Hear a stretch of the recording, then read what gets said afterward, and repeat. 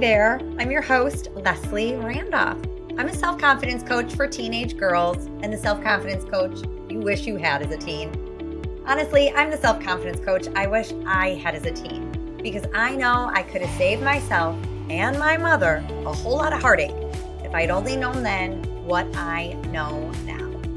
I hope to save you some of that suffering by sharing the lessons I learned late in life right here on Why Didn't They Tell Us? Welcome to the show. Hey, happy people. Welcome back to Why Didn't They Tell Us? Always awesome to be back in a room with you and to share lessons I learned late in life and to share the wealth of knowledge and wisdom from other industry leaders who do similar or complementary work to confidence coaching. Today's guest is one of them, and I'm so excited to have her here. But before I get into my intro, I wanted to share the inspiration for the conversation. After coaching humans ages 11 to 75, I had an epiphany. It seemed no matter who I was coaching, no matter their age or stage of life, no matter what it was they were coming to coaching for, self-confidence was always the barrier to achieving what they desired, or a lack of self-confidence. And it showed up in so many different ways, right? There was insecurity and a very low or loathing opinion of themselves, doubt in their ability to do, be, or achieve what they desired, a lack of trust in themselves to follow through with what they said they wanted, and then the necessary steps that they wanted to take to achieve it, and anxiety at the mere thought of even trying. Does any of that resonate? Yep, me too. I always say, I am every woman I hope to help, and that includes teens who are overwhelmed with that doubt, insecurity, and anxiety, but also that teenage girl that still exists in all of us well beyond our teenage years. Because let's be honest, most of us didn't have confidence coaches when we were teenage girls, so in many ways, we're still operating from that same mindset. So let me explain. My inner teen, she was very present when I started my corporate career.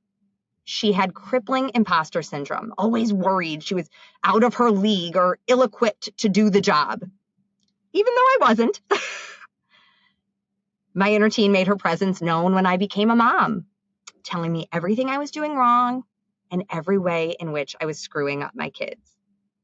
And yes, that inner teen also had words when I left that corporate career to pursue my dream of becoming a coach and helping others go after goals, chase dreams, or create a life of their dreams.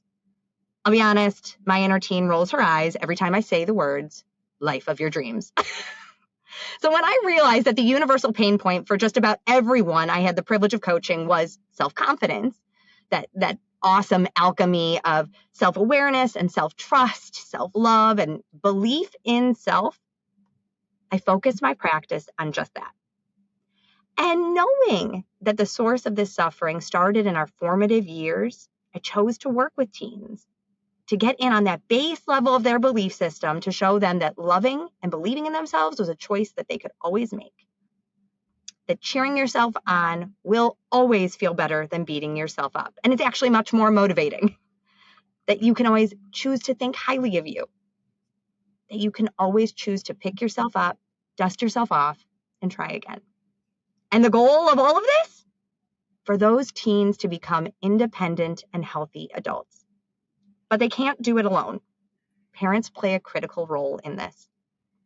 And that's what we're going to talk about today with Dr. Leigh Weisz. Dr. Leigh Weisz is a licensed clinical psychologist in private practice at Coping Partners on Chicago's North Shore. After 15 years of working with children, adolescents, families, and adults in many settings, Dr. Weisz has extensive knowledge on what it takes to raise and become an independent and healthy adult. And I can't wait to hear the tips and tools she offers her clients and their parents, and the ones she will share with us today. Dr. Weisz, welcome to the show. Thank you so much for having me. I'm just thrilled that you're here. So before we kick off, why don't you tell us a bit more about you and why you do what you do? Sure, sure. So I have a group practice called Coping Partners in Northbrook. And all of the therapists at our practice tend to work with children, adolescents, and families, some of us with adults as well, but all doing parenting work as well.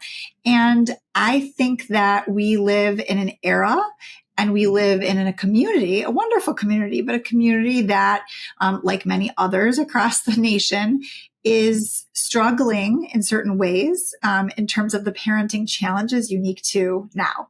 And so I find it very fulfilling to be able to both relate, as someone who also is rearing kids in this area, and help other parents as they deal with the challenges of, being a good parent and what that looks like in today's age.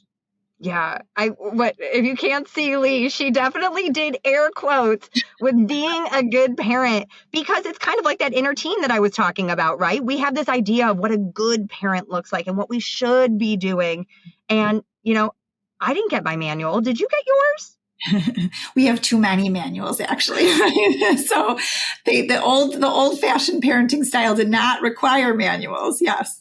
Oh my gosh. Yeah. If I think about my mom, even like through pregnancy and as I'm raising my children, well, we didn't do that. I did this. And, everything from not eating feta when I was pregnant to having car seats everywhere. And, always an opinion. Absolutely. For sure. There's so much information overload that it can get overwhelming for parents. 1000%, and conflicting information, right? Like for every Google search you do or friend you ask, you can find the alternative just as easily. Right. Absolutely. Mm-hmm. Yeah, it's a tricky one, but we're going to go with you as the gospel today and assume that Dr. Weisz has it all. So, as we talk about raising independent, healthy adults, what are the characteristics of an independent and healthy adult? Mm-hmm. Well, so I do like to work with parents, even no matter the age of their child, and kind of work backwards. So if we think the goal is to launch healthy, independent adults, you want to think to yourself, what does that look like? So when they're about to go to college or get their own apartment for the first time, what does that look like? And what skill set do they need to have to be able to do all sorts of things in this world without us?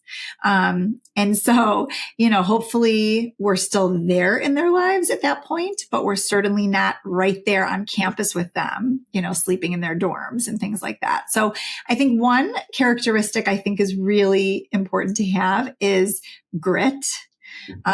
Which Angela Duckworth coined that term. And it's really the ability to persevere through challenges, not to give up right away at the first moment of discomfort or challenge. I think another one is, obviously, as you know, Leslie, is having confidence in your own abilities. So you have to have the abilities, but also you have to have confidence in yourself, and in your ability to function independently, again, without an adult right there. I think another one is having a growth mindset. So even if I'm struggling and I'm not able to do something yet, just kind of having the self-confidence that I'll get there and that I know how. I've done this before. And then, of course, life skills, which we'll get to, that take, practice. You don't develop them all overnight, the night before you pack up your bags to go, off to college, right? You have to work backwards and figure out what steps do I need to be able to get to where I want to get then. Absolutely. Ooh, I love all of those. You know that I love confidence, but I think all of them tie in to each other. And, if we have those as a base, there's literally just nothing you can't do. You will not just, survive college. You will thrive. You will not just get through adulthood. You will thrive. I'll give you one more that I forgot to mention first. The ability to withstand discomfort emotionally, every kind of way. Yep. I think that's one of I give a spoiler alert in my coaching of self-confidence is not a singular sensation. It does not stand alone. Self-confidence requires you to be able and willing to feel all the feels and even the really uncomfortable ones. Absolutely. So I agree. Critical. So we know the destination.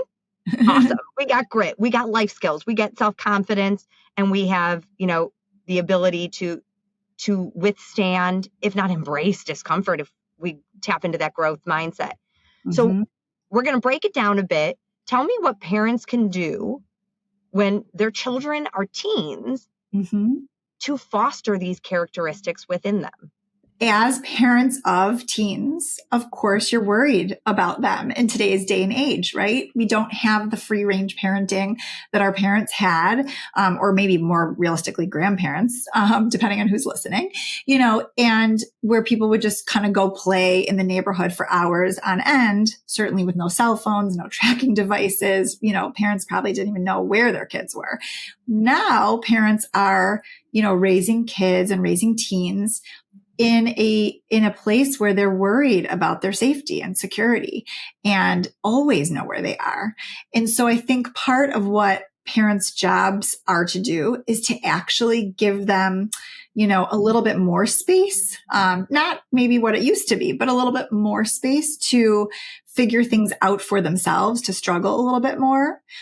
So an example, and this may be more like a tween example, but I know a lot of parents of like middle schoolers will give their kids a credit card or a debit card when they want to walk to town to get a Starbucks with their friends or walk around, the stores. And I always ask, like, why do they have a credit card? Is it their own credit card? Is it yours? And the parents will say, well, we don't want them to lose the money or have to worry about making change and be stressed out. I'm like, okay, I guess I understand the rationale. And, right, how will they ever learn how to make a change from a $10 bill and how to do that mental math, and how to, make sure they are putting their money in a safe place, right? And figure out where that would be. And how do you check that you have it? How do they figure out any of those skills if you're just making it that easy on them? And money also, by the way, is kind of like an imaginary, totally non-concrete thing if it's just a card. So like all of those lessons they're missing out on because the parents spared them that experience. So it's not that these parents are ill-intentioned. Of course not, right? They're trying to like make sure it's a little bit easier for their kid. But the more we make things easier, sometimes we deprive them of these challenges that will actually teach them a valuable life lesson. It requires the same skills in us, right?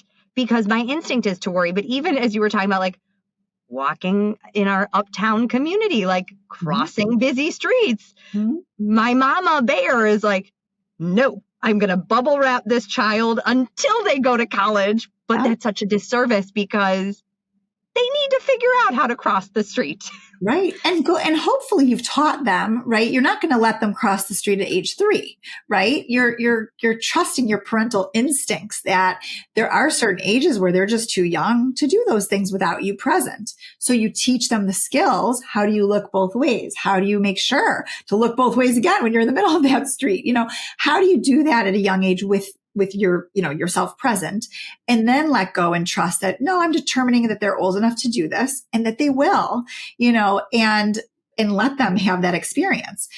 Because if not, right, you can like literally drive your car and watch them cross the street, but you can't do that forever. And actually then some of those kids will actually look down the whole time because they know their mom is making sure that the coast is clear. So it's about stepping back, not hovering or helicoptering, being a helicopter parent quite as much.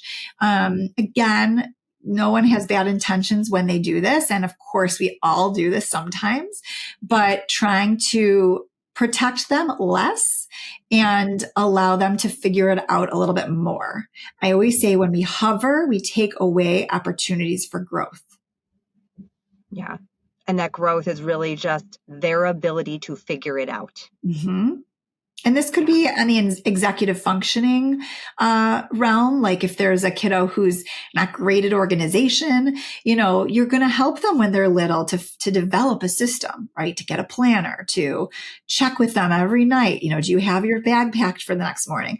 By the time they're teenagers, right? If they forget something, you don't necessarily, they text you and they say, I forgot my whatever. You don't want to necessarily just be like, I'll be right over. I'm going to leave work and I'm going to quickly like sweat and do whatever I can to be super mom and get it to you. It's almost better if you have a reason you can't, because then they learn, oh, that didn't feel so good to not turn in my homework. I lost some points. And tomorrow I'm going to make sure to check better and make sure I've got everything organized and ready to go in my backpack. Yeah, that I love all of that. If we stop being super mom, it gives them the opportunity to be their own superhero. And that is not without their, and again, this is our skill that Dr. Weisz talks about, that it's not without discomfort. They are going to feel probably embarrassed. They might feel that twinge of shame that comes with, I forgot this, or, the disappointment of the teenager, or not the teenager, the teacher. But it also then teaches them, A, I don't want to feel that again. So what can I do differently? But B, those negative emotions don't hurt me. I can survive negative emotions as well. Yeah, that's a great point, Leslie, because it's funny. That example with the second part of it is so true. Some kids who are really, seemingly perfect academically and never would miss an assignment and never would get below an A+ on a test, right? Some of those kids present in therapy with significant anxiety about the what if I ever do, disappoint someone, or what if I ever don't get an A+, and they really think the world will end. They really can't imagine how they will get through that anxiety, that experience. And it creates this incredible anxiety for them versus the kid who goes, well, it didn't feel great. I did get points deducted. I didn't get perfect on that. People were looking at me. But 2 minutes later, I was fine, and the kids were focused on something else in the classroom. And, I turned it in the next day and I received half credit. Like the world did not end. Another example would be like, again, with middle school girls and the drama, some of the parents get very involved trying to kind of figure out how they can get their child or their teenager at that point at the right lunch table. If there's anxiety around a Halloween group, maybe we can just offer to host and then, voila, we can create that perfect situation, right? And so instead of just sort of acknowledging to their teenage girl, middle school is hard. I always say the goal is survival of middle school. You got to get through it. It's okay if you don't have lifelong friends from it. Maybe you do, but most don't. But we got to get you through it, And so, but the idea that the parents would allow them to also experience some meanness and know that they can develop skills, whether it's asserting themselves, choosing the right people to hang out with, standing up for themselves, whatever, making a change in lunch tables, like whatever those skills are, that they can handle it, even though it is uncomfortable. And we wish it wasn't uncomfortable for them, but not trying to rescue them from the experience. You touched on this so perfectly, Dr. Weisz. It's not that, there's no ill intention to it. It's truly that we love our children so much that we don't want to see them suffer. And so with the best of intentions, we try to minimize that emotional discomfort. But ultimately what you're saying, if the goal, and that is the goal, we want them to thrive in adulthood. We want them to be equipped for it. It is actually, it's prolonging the suffering that will come then when the stakes are actually higher. 100%. And sometimes parents have had their own bad experiences at the same, stage of development that their kids are at. So if a parent had a particularly difficult time as a teenager, they may be triggered and really for their own sake, not want to have their child suffer at all. And again, like you said, of course we understand where that comes from. And we feel for those parents who are kind of re-traumatized in a way, going through this again. And yet, they're going to do their kids a disservice if they really truly try to jump in and rescue too much. Anything else you would specifically say for grit or self-confidence? Yeah, well, let's start with grit. I think it's interesting. Again, in a lot of the affluent areas where kids are just as part of the community we live in, they're kind of overscheduled. We tend to deprive kids unknowingly of hard work. And I'm talking like manual labor, hard work, chores. If we lived on a farm, right, the kids from a very young age would be like milking cows and, doing hardcore work. And they wouldn't have dinner on the table if they didn't. So survival depended on it. with Instacart and, 24-hour grocery stores and all these conveniences, Amazon packages coming the same day that you order them, we really aren't depending on our kids in the same way to do their fair share of work. And so a lot of times it's more work for the parents to get the kids to do or the teens to pitch in. And so they just don't. And again, it's not their fault, it's not that parents aren't trying, but it's hard to juggle so many different goals and still get to the carpool on time and still do all the things that we need to do in our own jobs to function. So I would say one of the best things that parents can do, and it's not too late to start if you have a teenager, is to expect their kids to do work in the home, to contribute, whether it's taking out the trash, walking the dog, emptying the dishwasher, anything that you need done. Think about it that way and require them to pitch in, including their homework. So it doesn't mean homework's an excuse. In real life, when they're in their apartment one day and they have a roommate, they're going to be expected to keep the kitchen tidy and to do dishes and not just leave a huge pile for someone else to do. Or they might have to defer some fun plan to sit and write a paper, in college, or to do work at their job and cancel a fun outing. So we need to teach them to prioritize and to make sure to do some actual hard work in addition to all the fun stuff that of course we want them to do too. Oh, I love all of that. And it's so funny because I've noticed in conversations with one of my girlfriends, a Leslie, the life coachism that keeps coming up is, I just didn't have the energy for that battle. And so I, as you were talking about that, I was like, I've noticed that it also requires me to have my own discomfort, as you were talking of I'm going to need to have the energy to have that battle if my long-term goal is X. That, yeah, of course they're going to push back on me when I say, all right, guys, we're going to go sit and do the laundry. And I also use it as an opportunity to sit and talk to them, right? I'm going to do it with you because this is just family time, unbeknownst to you. Absolutely. And also the kids who go to college who've been doing their laundry for 4 years, it doesn't feel like hard work. They're not even thinking about it that way. The kids who've never had to do one load and go and have a typed up instruction manual of how to do it are stressed. They're overwhelmed. They're anxious, on top of navigating social situations and academics. They're I have no idea how to cook, clean, or, call to make my own doctor's appointments. So anything that you can again, thinking about that college age kid or first apartment age kid, work backwards and try to think what skills would I like them to have? Just practice, but make it age appropriate. And I think parents have a good sense of what that is. I mean, we're not going to send a 5-year-old to go grocery shopping by themselves, and then walk the grocery cart home, right? That would be ridiculous in our era. But obviously a high schooler can definitely pick up a list of groceries, right? And check out and talk to the person at the checkout and make sure they have the right change and, all of that. Yeah. I'm also thinking what a gift it is to these young adults or these teens' future selves for their future partners too. Yes. Teaching our sons and our daughters those same skills and, demonstrating that balance of we all chip in. There's equality in the home. We can go on a whole different tangent. I won't even. That's awesome. Dr. Weisz, how about self-confidence? What are your tips and tools of how we can foster that? Yeah. So I think with anything else, when the kids are little, they're looking to you for approval, for, checking to make sure they're doing something right. They're learning how to tie their shoe for the first time. You need to be involved in that. They have no clue without you. But, if you're checking your child's papers, right? Think about, is this helpful? Maybe, right? Maybe they're really struggling in a subject and they actually do need a once over, and that's fine. Or are you checking 100 times because they're a little perfectionistic and they want to know that they're going to get an A+, right? But it's really at some point changing from their work to your work.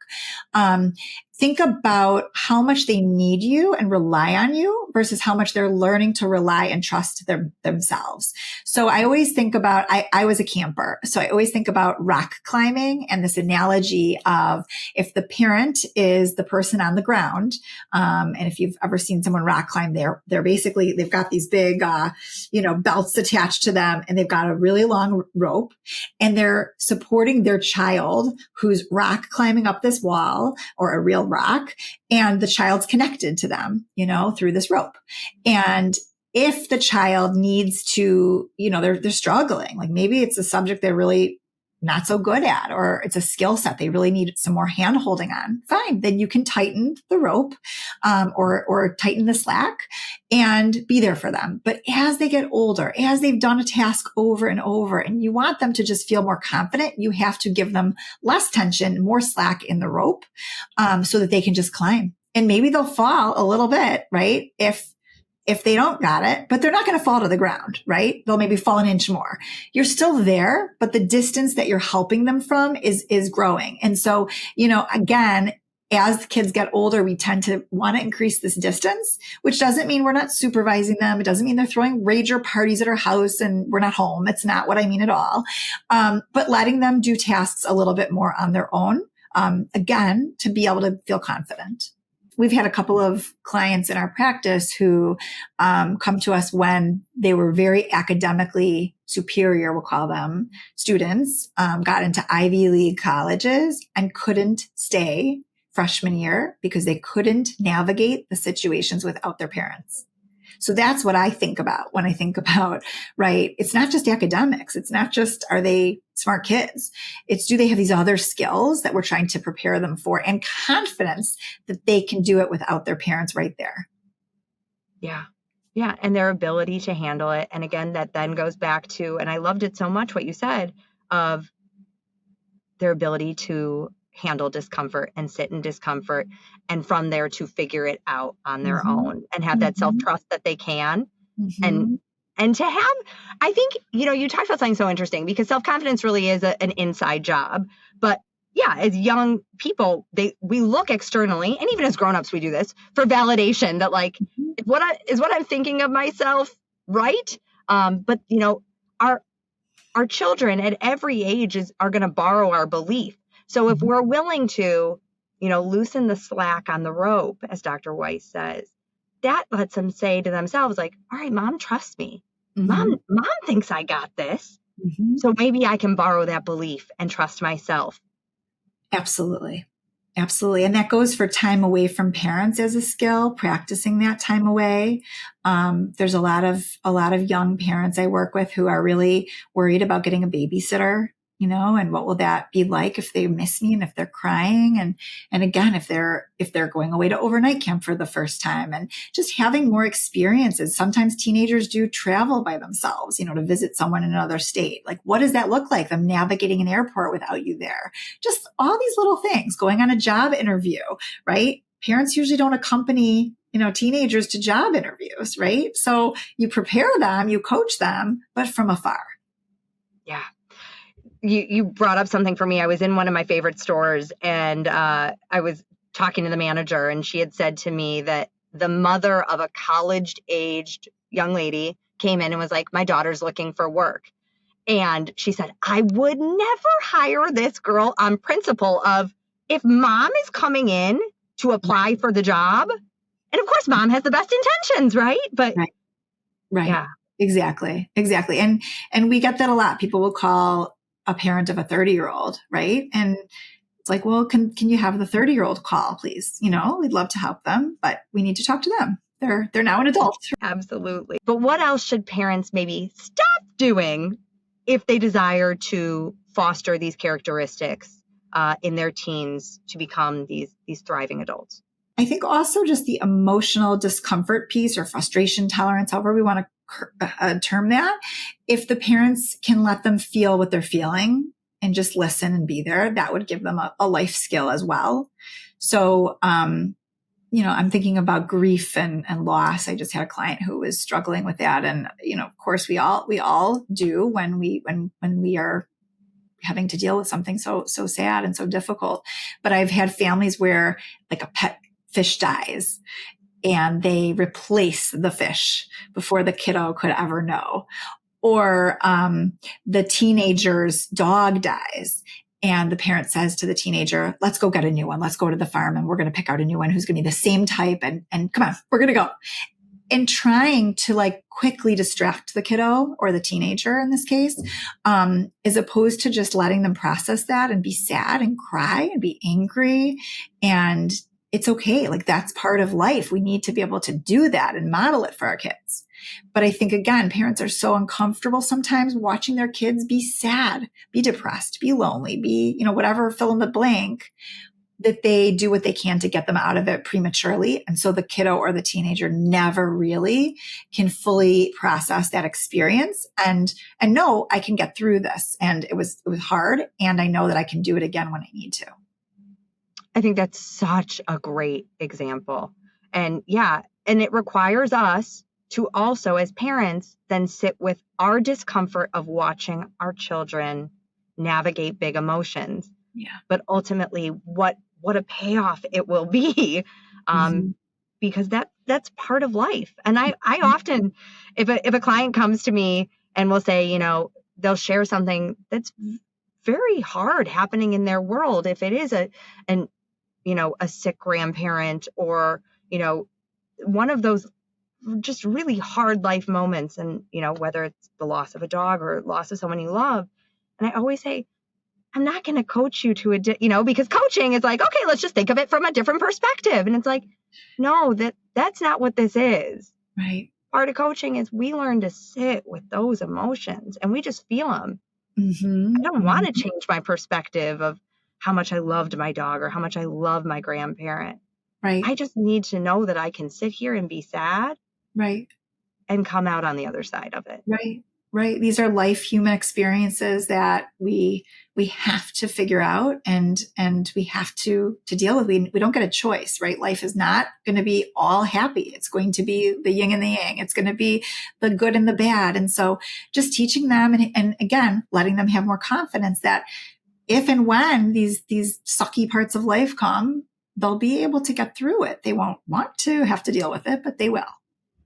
And the same is true for even, less unfortunate events like homework in middle school and high school. I say to my clients, it's never going to be sunshine and rainbows. And if it is, I'm so happy for you. But graduating, passing the class, those are wonderful rewards and worth the work. So yes, for sure. We can't make everything good. I want to touch on one other emotion that I think is probably a parenting challenge at any age in this world we're living in. Boredom. Yep. Letting our kids be bored. I think this is so foreign to all of us right now. How can we foster? That's the problem. Right. Yeah, it's a problem in today's world with screens and technology and busyness, that kids are they're not left to their own very often without a screen in front of them, I should specify.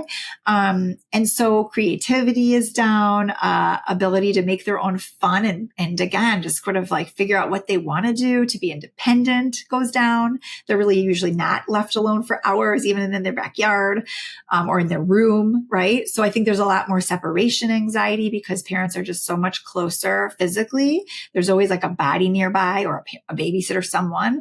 And again, I'm not suggesting we leave our kids at, 2 years old by themselves, but there is a balance of like, how can we cope with it and making sure it's not just on devices. And again, I think the reality of that is hard, but the kids do need to learn how to handle that. So when a kid has come in for therapy, and the parent says, I don't know how to help him. He has no idea. He says, I'm bored. The first thing I assess is I wonder if I'm bored really means I'm bored, or does it mean I'm depressed? Does it mean something else? If it truly means I'm bored, and sometimes it does, like they don't know how to entertain themselves. I know this sounds kind of strange, but we'll actually come up with a few choices, like a menu of a few choices, and we'll write them down together. They're, of course, coming up with the ideas themselves, or we'll create a board box, something that they can do to practice this idea of, oh, I'm in my room and I'm bored. I could read a book. I could listen to music. I could, make some string bracelets. I could do, imaginative play with these figurines that I enjoy. And it starts there because they just don't know how, in the same way that, again, kids always knew how to play from day one. It was never a skill we needed to teach them. But giving them confidence that they can do it and that they can be alone with those feelings. They might miss their parent. They might feel bored, and something could come from that. Right. And so just giving them that confidence to practice that skill, because it is one. Not all kids need that level of prescription, of course. But it's okay to be bored and look out the window in a long car ride, and the parent not feel like they have to, quickly entertain them. So just us kind of, again, letting go of that feeling of, okay, they might be bored and they'll get through it. And that's okay. And that's okay is one of my favorite lines. Yeah. And that's okay. Yeah. No one ever died of boredom. Dr. Weisz, you have been a wealth of knowledge and information, and I so appreciate it. Before we wrap up today, you've given us a lot of them, but if we went to your greatest hits album, what tips, tools can you offer parents? If this was it, this was the manual we've all been waiting for to raise healthy, independent adults, what would you offer? Yeah, I would say just give yourself permission as a parent to sit back and relax a little bit more than we probably all do, right? In your parenting style. So to let them do more and you do less would be kind of the overarching message. To really remember that struggle is good. So to reframe that for yourself, right? Hovering too much is harmful because you're taking away those opportunities for growth. When something bad happens to your kiddo and it's really hard to watch, or to your teenager, help yourself see that this is an opportunity for them to grow and learn something and problem solve. And that skill is something they're going to have forever. And that, again, your goal is to launch a healthy, successful, independent adult. So as much as you want to be able to fix everything and be there, sometimes just listening and being a support along this journey is the best thing you can do. Dr. Weisz, you are a wealth of wisdom, as I had expected, and I so appreciate it. Any way you want to find Dr. Weisz is going to be in the show notes. So if you want to get her one-on-one or her incredible team, you will know where to find her. So thank you so much. Thank you. So why didn't they tell us that grit, self-confidence, life skills, all these incredible characteristics are what we are aiming to foster in our children? Well, we did know that. I just don't think we always knew the how. It requires us to have a lot of the same in ourselves. And when we allow our kids to struggle, to figure it out without supermom swooping in, that is what will launch them into being the adults we want them to be and know they can be. Till next time, my friends. Hey moms, if you're looking for some tips to help your teen daughter cultivate confidence, I've got you. Click the link in show notes for my free guide, 6 simple steps to help your teen cultivate self-confidence. You can also find additional resources on my website at confidencecoachforgirls.com.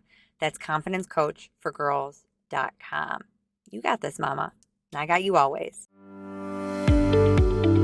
Love what you hear? Well, I'd love to hear from you. You can find me at confidencecoachforgirls.com. That's confidencecoachforgirls.com. Or email me at lesliethelifecoach@gmail.com. That's lesliethelifecoach@gmail.com. Hope to hear from you.